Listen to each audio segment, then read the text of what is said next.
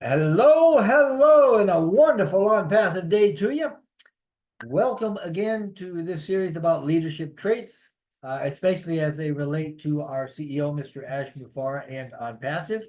But these traits are also applicable to, any other leader, and we could use them for maximizing our abilities as a business person or an entrepreneur, as well as personal sustainability and good things. So it's the fourth video in the series, and it's a pretty easy one because most of us, we see it from Ash day in and day out. And I'm talking about the leadership trait that's called a strong work ethic. Now, Ash is recognized by a great many for his tireless work ethic and his dedication to on-passive success. We all know this.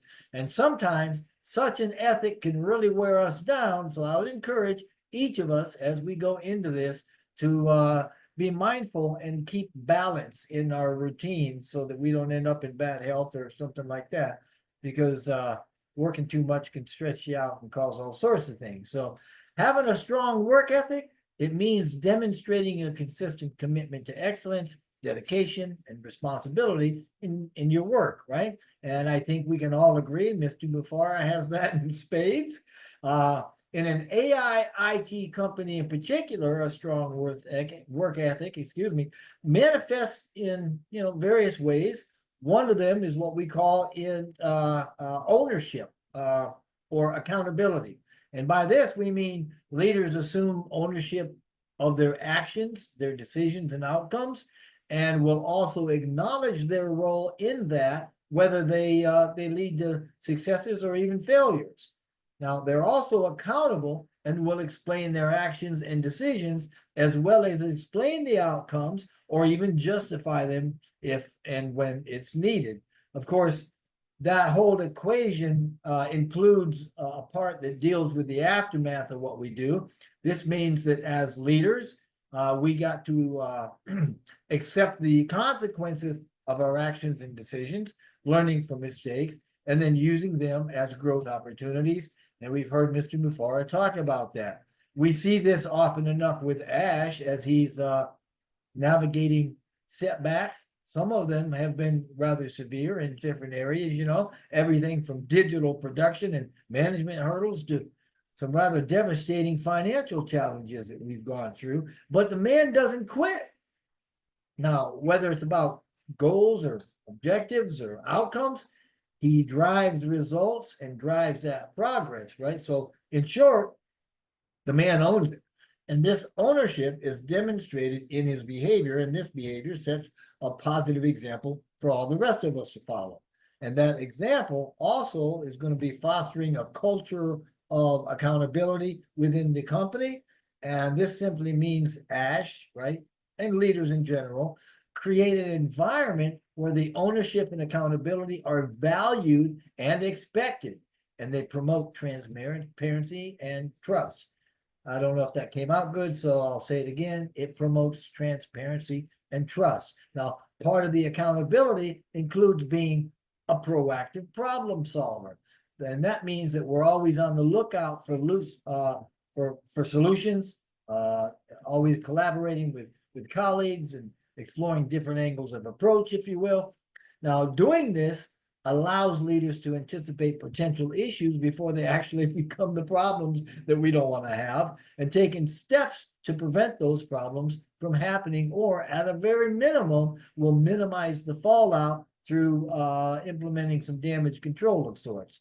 And at least with this kind of a mindset, the potential problems can be addressed early before they're allowed to escalate. Now, as a leader, Ash is continuously cycling through this process mentally and scanning the horizon, so to speak, for things that might pop up. And this naturally leads to a leader's ability to identify and implement the effective solutions they come up with.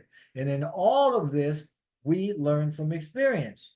And I think you would agree that as members of OnPassive, we were made somewhat painfully aware of this process, though we didn't see it much like that. We didn't see it as such. When Mr. Mufareh talked about the directions and the goals of the company, meeting with challenges recently, and those challenges actually ended up in some staff changes and employment changes for folks in the company. Now, another part of the whole ownership and accountability thing is Ash's mindset for continuous learning, development, right? And again, this is a trait that all leaders need to have to stay up to date with industry trends, technologies, best practices, that sort of things. And then we apply this knowledge to improve the work we do.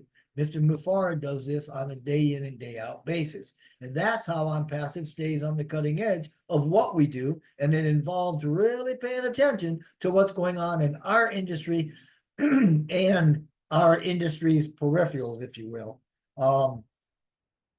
As an AIT or AI and IT company, that means that Ash has got to be aware of developments in business and management, excuse me, hardware components, networking and connectivity, human-computer interaction, software tools, data, analytics, security, even compliance issues. Got to keep track of all that stuff.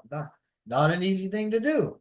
And this means as a leader, he's got to have some good attention to detail and quality, because it's that detail that allows him to aim, for the precision and thoroughness that we know that he always aims for, right? The high standards that we've seen so many times in all the aspects of his work. Of course, Ash knows, as all leaders probably should, that he can't do it alone. And that brings us to the next subtrait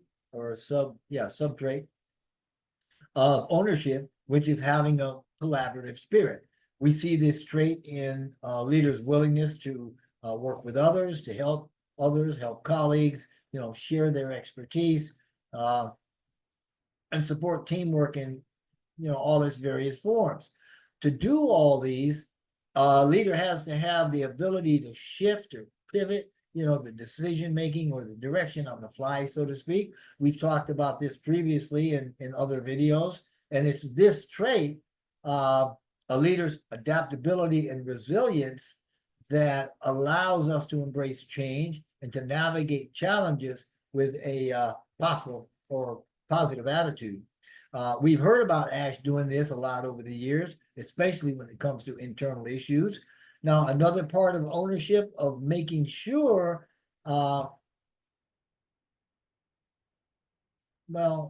ownership, part of that is making sure that we have the time to do what we need to do when it needs to be done. And this falls under a category of time management, another trait underneath the ownership portion of this thing, right? And it relates not only to time, but it has consequences for productivity, because without the time, you aren't going to be very productive. And a leader's ability for effective time management is reflected in an ability to prioritize things for that maximum production, right? While keeping all the plates in the air, so to speak. Almost always, leaders are going to use what we call data-driven decision-making to make sure that they're taking the best course for achieving their goals. And this premise is, I suppose, or could be looked at as, the more information we have, the better decisions we're going to be able to make as far as optimizing processes and continuing to drive those results that we want. Of course, at the tail end of all of this is the process of continuous improvement and feedback, because that's a way for cross-checking, if you will, that allows us to monitor our processes and progress and growth.